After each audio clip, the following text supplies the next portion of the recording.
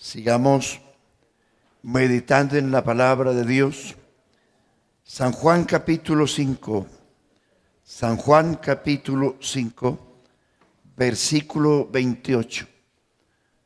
Entre tanto se colecta la ofrenda, vamos a ir buscando allí en las pantallas 5, 28 y 29.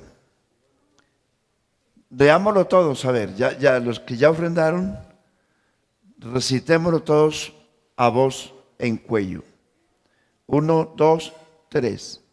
No os maravilléis de esto, porque vendrá hora cuando todos los que están en los sepulcros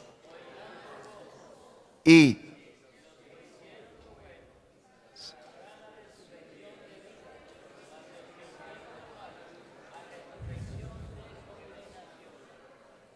gloria a Dios. Una palabra de oración, hermanos, por favor. Señor Jesús, tomo tu palabra esta noche en el nombre de Jesús para tu gloria. Danos la unción y la sabiduría de tu Espíritu para enseñarla y para oírla también, para nuestra edificación y enseñanza. Gloria a Dios. Dios les bendiga. Siéntense, hermanos. La razón número 5 por la cual la iglesia debe creer que Jesucristo vuelve. Puede que suene repetitivo esto, pero espero que estén siguiendo el tema. La primera razón es la promesa. La segunda razón, están siguiendo el estudio. La tercera razón, están siguiendo el estudio. La cuarta razón, no, pero no respondan todos a la vez, uno solo. La quinta razón, ahí los dejo patinando, hermanos. A ver si de pronto, ve, hermano, es que cuando uno viene al culto, no viene por deporte, ni por hobby, ni por entretenerse. Usted tiene que saber que el culto son dos cosas importantes. Primero, alabar a Dios.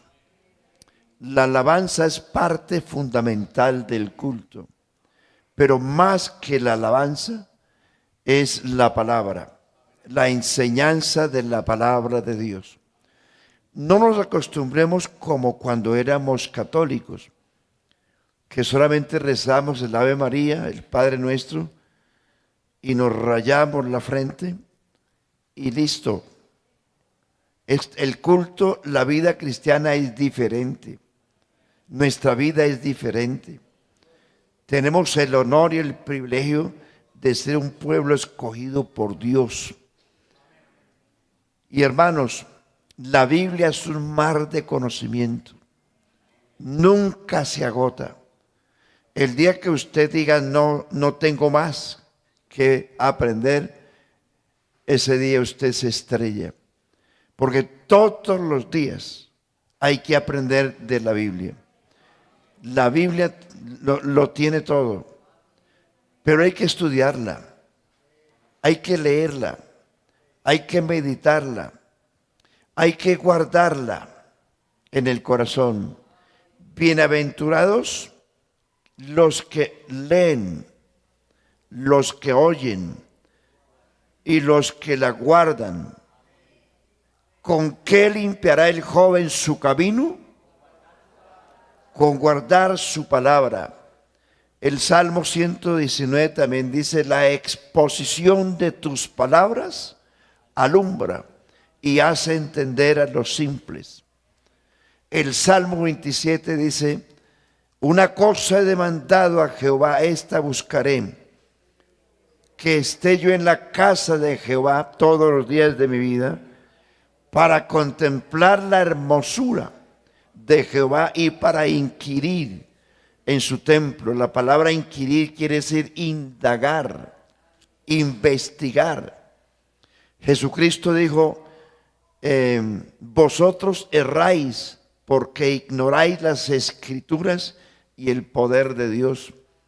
Jesucristo dijo, escudriñen las Escrituras, porque a vosotros os parece que en ellas tenéis la vida eterna.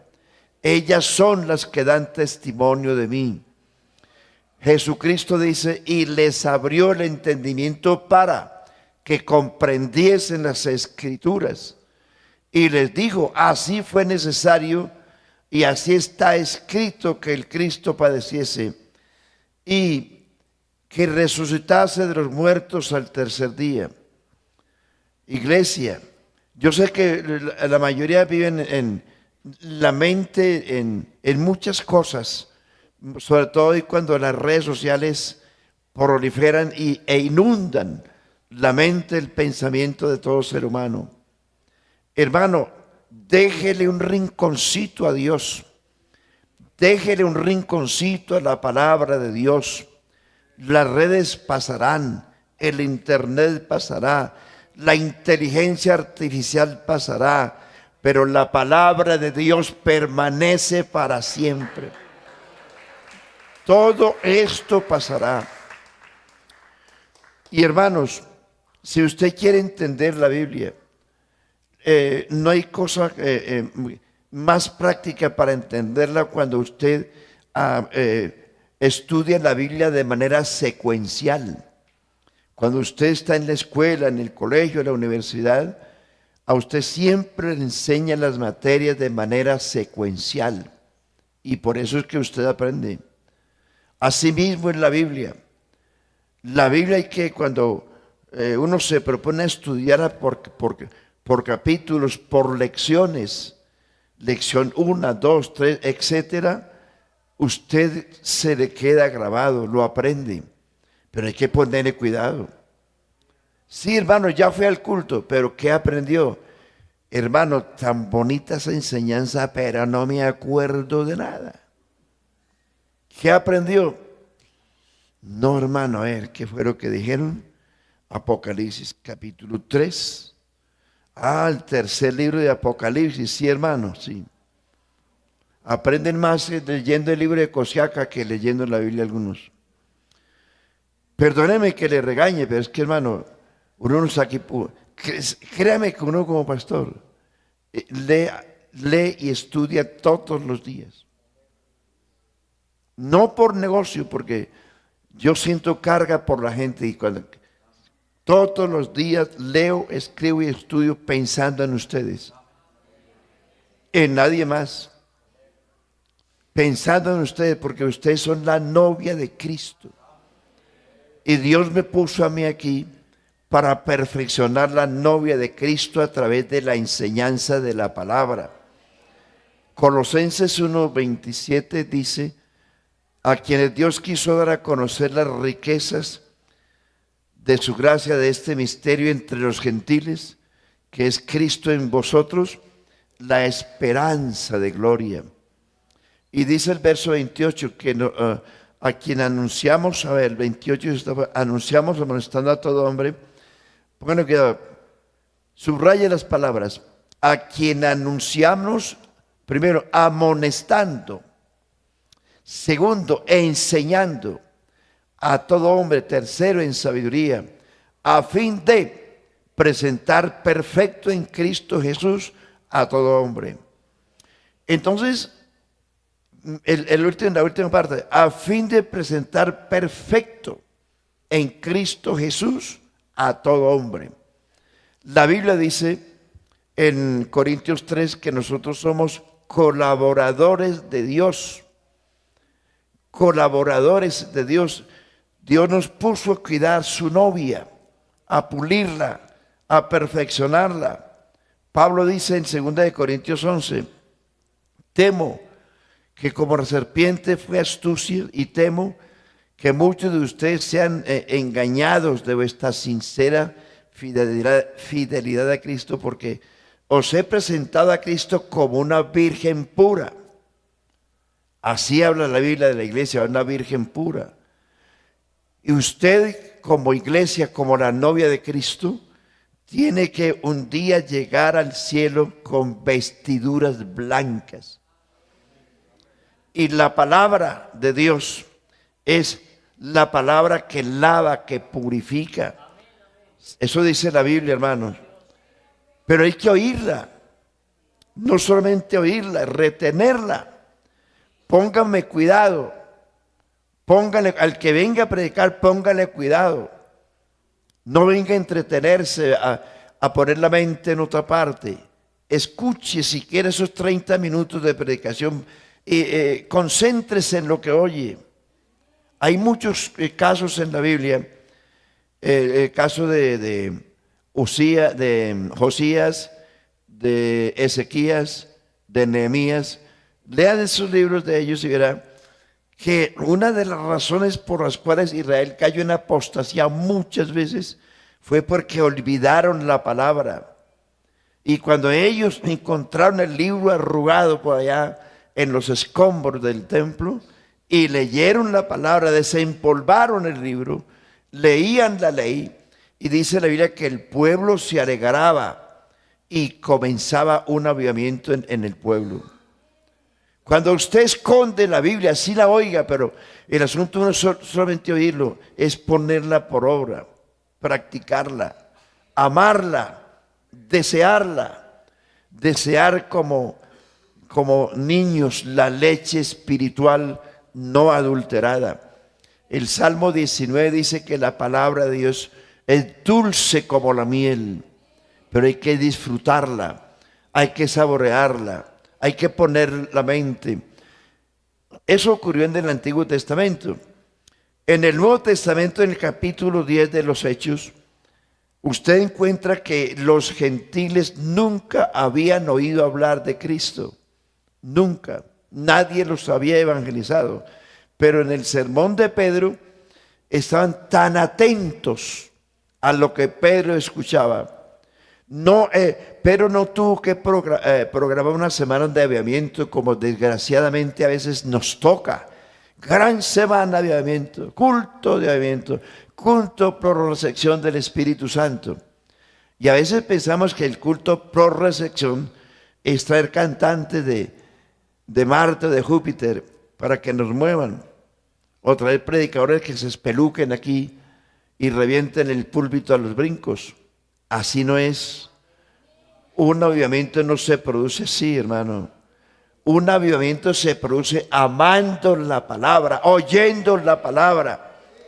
Los gentiles nunca habían oído, nunca, pero estaban atentos al sermón de Pedro. ¿Lo han leído? Atentos.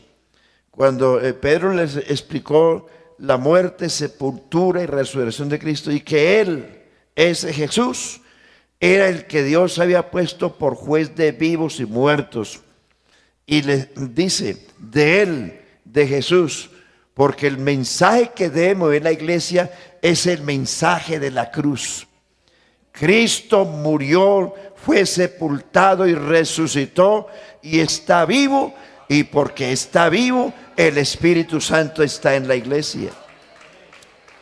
Entonces el apóstol Pedro les dice después de decir que Jesús es el que Dios ha puesto por juez de vivos y muertos, y agrega, de Él dan testimonio todos los profetas, que todos los que en Él creyeren recibirán perdón de pecados por su nombre. Una vez de que Pedro pronunció esa palabra, dice que el Espíritu Santo cayó sobre todos los que oían el discurso y hablaban en lenguas y magnificaban a Dios. ¿Quién le enseñó a los gentiles eso? Nadie, pero estaban atentos a la palabra.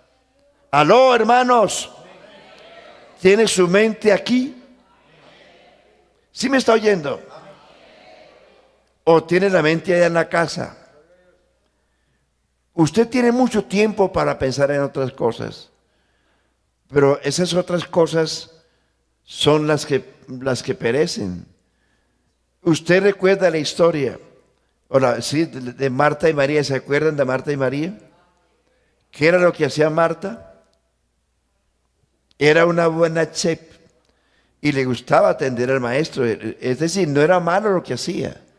Estaba asando pollo, pescaba al ajillo, no sé, o caviar, cualquier cosa. Estaba haciendo una buena labor porque estaba haciendo el almuerzo al maestro, pero estaba ocupada en las cosas que perecen. Y sale Marta ofuscada: maestro, mi hermana es una vaca, mira, no sirve para nada. Mire, se entretuvo atendiéndolo a usted y no me ayuda. Dígale que me ayude. ¿Cuál fue la respuesta de Jesucristo?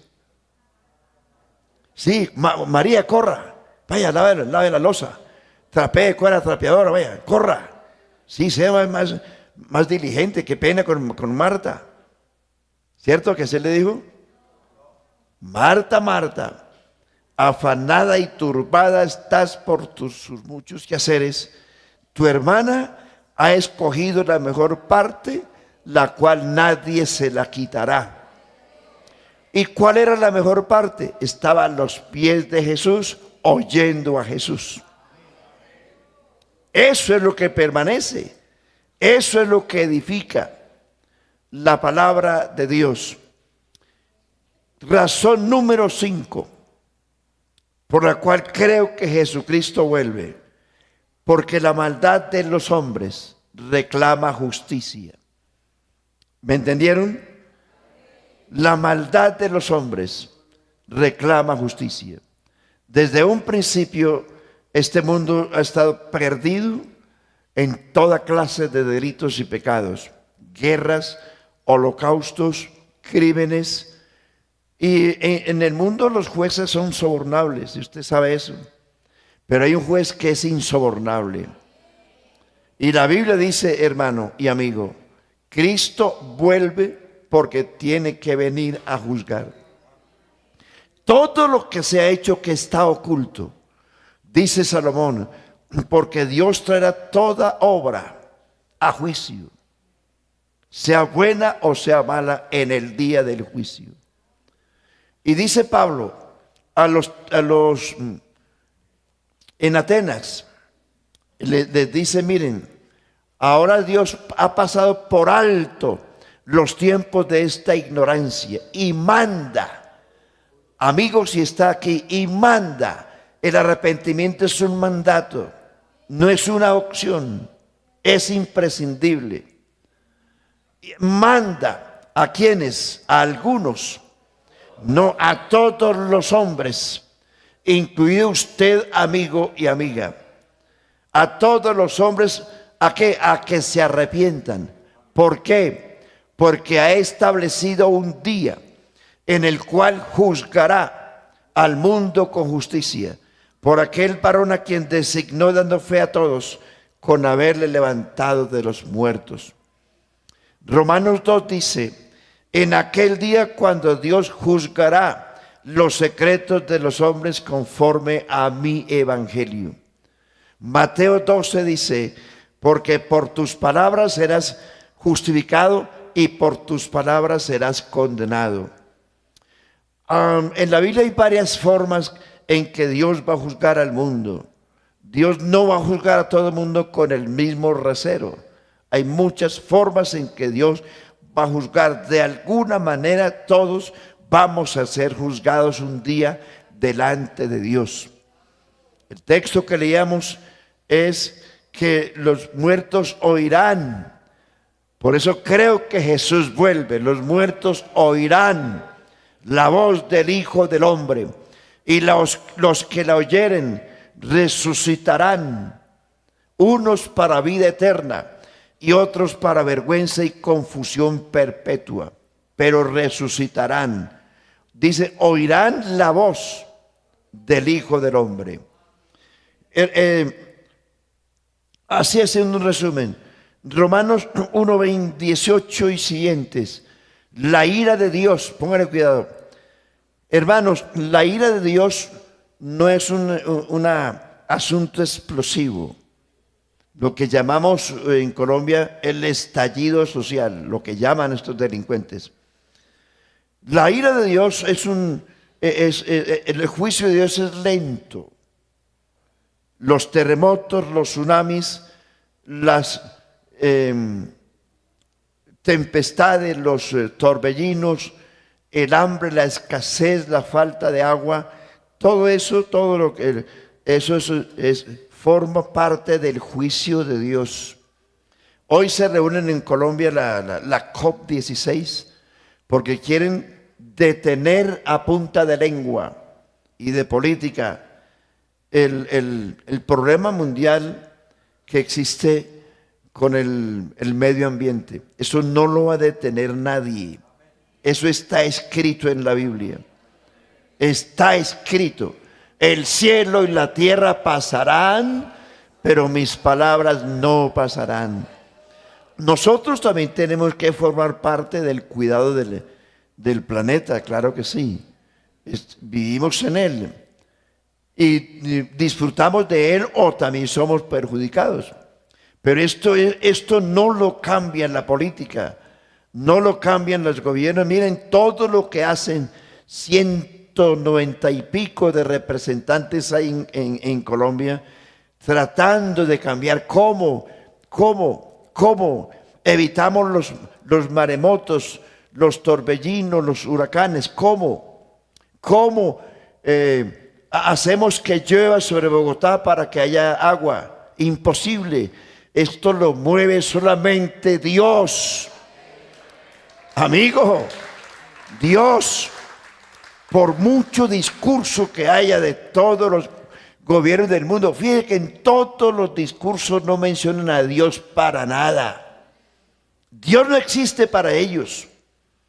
Solo existen los discursos bonitos que para nada sirven.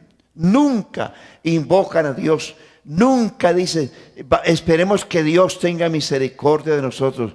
No, siempre dicen, no, vamos a ver qué dice el IDEAM. Vamos a ver qué dice eso.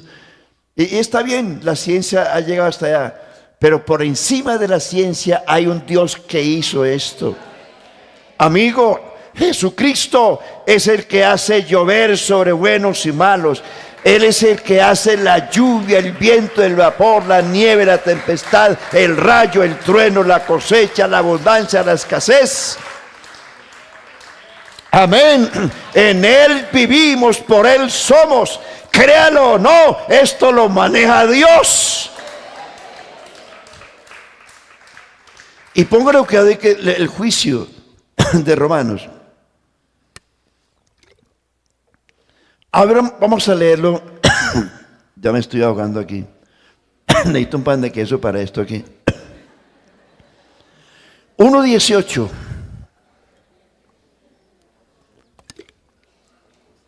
Leámoslo. No tenemos afán. Mire, la ira de Dios se manifiesta desde el cielo ¿contra qué? Contra toda impiedad e injusticia de los hombres que detienen con injusticia la verdad, porque lo que de Dios se conoce les es manifiesto, pues Dios se lo manifestó. Porque las cosas invisibles de Él, su eterno poder y deidad, se hacen claramente visibles desde la creación del mundo, siendo entendidas por medio de las cosas hechas, de modo que no tienen excusa. Ahora mire déjales un poquito, hermano. Dice, las cosas invisibles se hicieron visibles. Las cosas invisibles se hicieron visibles en la creación. La creación son las huellas indelebles de un Dios invisible. Ahí habla porque las cosas invisibles de Él, habla de su eterno poder. El poder de Dios se hizo visible en la creación. Su deidad se hizo visible en la redención. Se hacen claramente visibles desde la creación del mundo, siendo entendidas por medio de las cosas hechas, de modo que no tiene excusa. Ahora viene la tercera razón. Sigan, hermano. Pues habiendo conocido a Dios, aquí habla de la tercera razón, el razonamiento humano. Habiendo conocido a Dios. ¿Qué pasó? No le glorificaron como a Dios. No le dieron gracias. Nótese, no lo glorificaron. No le dieron gracias, sino que se envanecieron en sus razonamientos y su necio corazón fue entenebrecido. Entonces, tres cosas: profesando ser sabios se hicieron necios.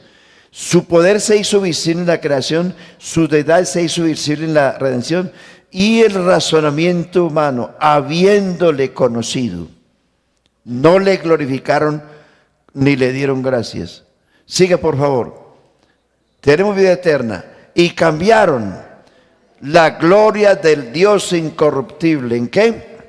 Semejanza de imagen de hombre corruptible, de aves, de cuadrúpedos y de reptiles. Por lo cual, mire usted esto, es decir, que los hombres cambiaron la gloria de Dios, porque ateos no existen. Existen necios, soberbios, arrogantes, prepotentes, que dicen que Dios no existe. Pero, amigo, el razonamiento humano que tiene todo ser humano le hace entender que sí hay un creador. Razón por la cual la mayoría de los que se declaran ateos luchan y escriben miles de libros de contenido ateístas, como dice Dios no existe, y escriben un montón de argumentos, la filosofía humana tratando de convencer a los ingenuos que Dios no existe. ¿Por qué le gasto yo tiempo, dinero, cerebro a algo que no existe? Es que si Dios no existe, ¿para qué escriben de él? ¿Por qué luchan diciendo no existe? Pues si no existe, punto, no existe. No pierdan el tiempo. Eso indica que de manera indirecta saben que en el fondo hay un creador. No lo quieren decir porque son soberbios, hay un creador. Se envanecieron en sus razonamientos y su necio corazón fue entenebrecido. Profesando ser sabios se hicieron necios. Cambiaron la gloria de Dios en semejanza de imagen de hombre corruptible, de aves, de cuadrúpedos y de reptiles. Es decir, que se dedicaron a adorar la creación antes que al creador. Mire usted que aparece la palabra cambiaron 3 veces. Los hombres cambiaron, primero, la gloria del Dios incorruptible. Segundo, cambiaron el versículo 25. Ya que cambiaron la verdad de Dios por la mentira. Esa, la segunda vez que aparece la verdad cambiaron. La primera, ¿cuál es? Cambiaron la gloria del Dios incorruptible en semejanza de imagen de hombre corruptible. La segunda es, cambiaron la verdad de Dios por la mentira. La tercera, que está ahí también, dice, cambiaron el uso natural por el que es contra naturaleza. Ahí es donde viene el homosexualismo, que cambiaron lo natural por lo que es contra naturaleza. Entonces, ellos, ¿por qué el mundo va a ser juzgado? Porque el mundo cambió. 3 cosas aparecen ahí. ¿Cambiaron a qué? ¿Y cambiaron qué más? ¿Y la tercera? El uso natural. Mira, hay 3 cosas que el hombre cambió. Los hombres de su propia voluntad cambiaron esas 3 cosas. Ahora, también aparece la palabra que Dios hizo. Dice que Dios los entregó. El versículo 24. Por lo cual Dios, ¿qué? Los entregó a la inmundicia en las concupiscencias de sus corazones, de modo que deshonraron entre sí sus propios cuerpos. Está hablando del homosexualismo. Y luego dice, a ver el versículo 26. Por eso Dios los entregó. La primera vez los entregó ¿a qué? A la inmundicia. Y esta segunda los entregó ¿a qué? A pasiones vergonzosas. Pues aún sus mujeres cambiaron el uso natural por el que es contra naturaleza. El versículo 28, por aquí lo llamo muy adelante, y como ellos no aprobaron tener en cuenta a Dios, Dios los entregó. Entonces ellos cambiaron 3 veces, pero dice también 3 veces que Dios los entregó. Eso no es gratis. Es decir, la manera como el hombre pervirtió lo natural por lo que es contra naturaleza. Perdóneme que utilice esa frase, el homosexualismo es un juicio de Dios. La gente que practica eso, no es feliz. En el fondo no es feliz. Lo hace sencillamente por demostrar una cultura perversa y diabólica, pero no son felices. Porque deshonran sus propios cuerpos, porque eso no fue lo que Dios hizo. Cuando Dios hizo el principio, que dice, el que los creó al principio, varón y hembra los hizo. Varón y hembra. Amén. Yo sé que aquí no hay ese tipo de cosas, y si hay, arrepiéntase, hermano, amigo. Y ojo, que uno nota por ahí cositas en algunas personas supuestamente bautizadas. Cuidado con eso. Que porque esa es la moda, que es lo común. No, Señor. No, Señor. Dice la Biblia, mirad por las sendas antiguas, cuál sea el buen camino y andad por él. El buen camino es Jesucristo. Él dice, yo soy el camino, la verdad y la vida. Esto no se puede cambiar. Los principios bíblicos no se pueden cambiar jamás. Lo que Dios hizo no se puede cambiar. Ahí tenemos esa razón por qué Dios va a juzgar. Y por qué Dios los entregó a la inmundicia. Y por qué Dios los entregó a una mente reprobada. Porque los hombres cambiaron. Ellos cambiaron todo lo natural por lo que es contra naturaleza. Y ese tipo de cosas no es más que doctrinas de demonios. Eso dice Timoteo capítulo 4. Cuando dice Dios fue manifestado en carne. Pero luego dice el capítulo 4 de Timoteo. Pero el Espíritu dice claramente que en los postreros tiempos algunos apostatarán de la fe, escuchando a espíritus engañadores, a doctrinas de demonios, que por la hipocresía de mentirosos, oiga esto, prohibirán casarse. Y ya hoy es las famosas uniones libres, y ya, ¿para qué nos casamos? ¿Para qué tener hijos? Porque disfrutan supuestamente del placer sexual en la inmundicia, sin tener un compromiso con Dios. Prohibirán casarse. Y por eso es que se entregan a las aberraciones, pero esas son doctrinas de demonios. Esa es parte de la doctrina de demonios. La astrología, la adivinación, todas esas cuestiones que vienen de la astrología son doctrinas de demonios. Y ojo, que en la gran tribulación el anticristo será homosexual, porque el anticristo siempre viene en contra de lo natural que Dios ha hecho. Lo que Dios hizo es hermoso y eso no se puede cambiar. Es hermoso, lo que Dios ha hecho es hermoso. Gloria a Dios. Y que Dios nos guarde. Y que Dios guarde a nuestros jóvenes, hermano.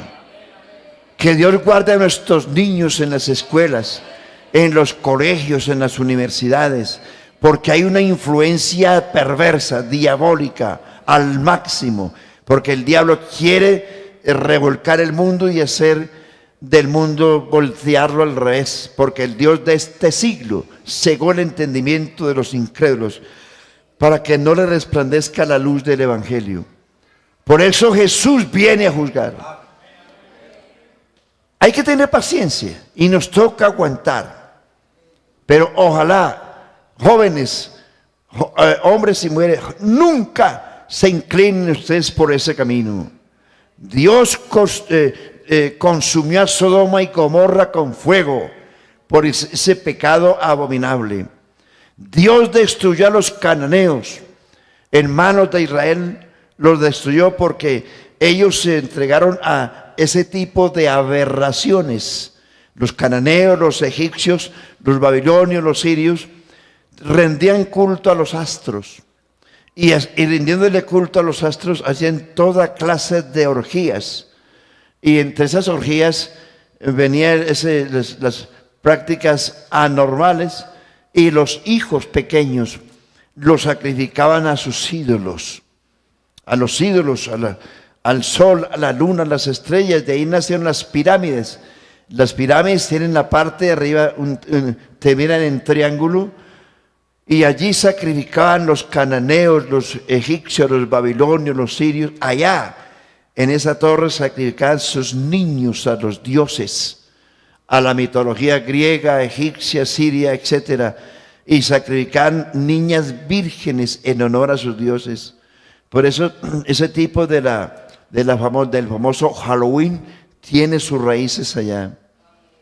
Cuidado con sus niños, hermano, que así trabaja el diablo, con dulcecitos. Quiero dulces para mí. No suelte a los niños, hermano, que en la noche de las brujas es donde más niños desaparecidos hay. Que Dios guarde a sus niños, hermano. Nosotros somos un pueblo diferente. Somos la iglesia del Dios viviente. Aleluya. Y sus hijos y los míos tenemos que pelear a brazo partido con ellos, en oración y ayuno. Que está entregado a la droga, ore por él, que mientras sus hijos tengan vida, Dios es el que puede rescatarlo. Ore por él. Su hijo mañana se lo agradecerá. Puede que su hijo dé vueltas como un loco en su juventud o en su adolescencia, pero no deje de orar por él. Vaya a su cuarto, al cuarto de su hijo o de su hija, doble rodilla ahí y ponga las manos sobre su hijo. Que llegó borracho, ore por él. Que llegó drogadicto, ore por él. Que está perdido en la droga, vaya cuando esté dormido, pongan las manos y ore por él. La oración de fe, la oración eficaz del justo puede mucho. Jesucristo puede más que el diablo, porque más grande es el que está con nosotros que el que está con ellos. No desmaye, no desmaye. Nunca entregue a sus hijos. No, este delincuente se perdió. Mientras tenga vida, no se ha perdido. Hay una historia en Mical y Rispa, por allá en la Biblia. Los hijos de los gabaonitas pidieron que David les hiciera justicia. Busque a Mical y a Rispa. Busquen la concordancia, en la casa lo leen. Como Rispa no es tan común, le aconsejo entonces que cuando tenga una niña le ponga Rispa. Entonces, los gabaonitas, Saúl luchó casi hasta el exterminio. Recuerden que los gabaonitas, que Josué había hecho un juramento con los gabaonitas, según el capítulo 10 de Josué, de que los protegería. Pero Saúl, muchos siglos después, quiso exterminarlos, violando el pacto que Josué había hecho con ellos. Los pocos gabaonitas que quedaron cuando el rey David ya era rey, fueron donde el rey y le dijeron, el rey Saúl violó el pacto y ahora estamos buscando que se nos haga justicia. David mandó a buscar los hijos de Saúl para hacer justicia y que los colgaran y trajeron de Mical dos y de Rispa, bueno, 2, 3, sí. Entonces, y fueron colgados en la horca. Usted lee la historia más concretamente, y los dejaron. Los gallinazos, los buitres venían a hacer el banquete con esos cuerpos muertos, pero Rispa que tenía 2 hijos ahí colgados. Mical tenía 3. Mical se desentendió, se fue. Ya están muertos, que se los coman los gallinazos.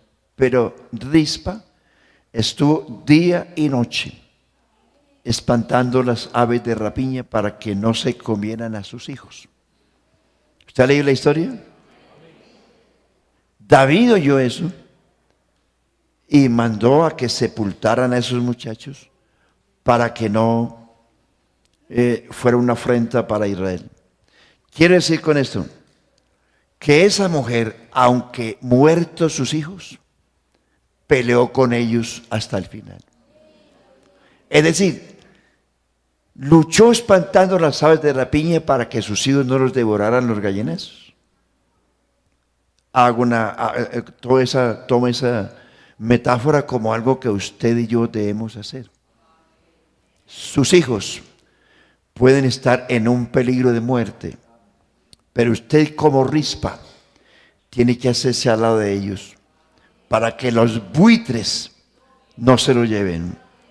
Los buitres son los demonios que se quieren llevar a sus hijos. Lean bien la historia, que es bonita. Pelear por ellos, abrazo partido. Dios quiere salvar a sus hijos. Dios quiere salvar a sus hijos. ¿Usted tiene hijos inconversos? ¿Hijos descarriados? Le invito para que venga a orar por él o por ella. No sé quiénes son, pero usted sabe quiénes son. Venga, abrazo partido por fe. Presente el nombre de sus hijos y luche por ellos, no importa dónde estén. El papá del hijo pródigo, seguro que oraba todos los días. No sabía dónde estaba, pero la oración del papá hizo que ese muchacho al final, en el fondo del abismo, dice, volviendo en sí. ¿No será que su hijo descarriado, apartado, esta oración suya lo haga volver en sí? Volviendo en sí. Este sí estaba loco, estaba marihuanado, estaba trabado, no sé qué. Pero hubo un momento que dice, volviendo en sí, se acordó de su papá. Seguro que su papá estaba orando por él. Y dijo, ¿cuántos jornaleros hay en casa de mi padre que tienen abundancia de pan? Pero yo, el hijo de un hombre rico hacendado, estoy aquí muriéndome de hambre. Digo, me levantaré y le diré a mi padre. Usted sabe bien la historia del hijo pródigo, pero estoy seguro que el papá oraba por él. Oraba por él. ¿Cuántos años? No sé, pero oraba por él. Abrace a su hijo, usted sabe cómo se llama y sabe en qué caminos anda. Que Dios libre a sus hijos, a mis hijos, los traiga a la iglesia a los caminos del Señor.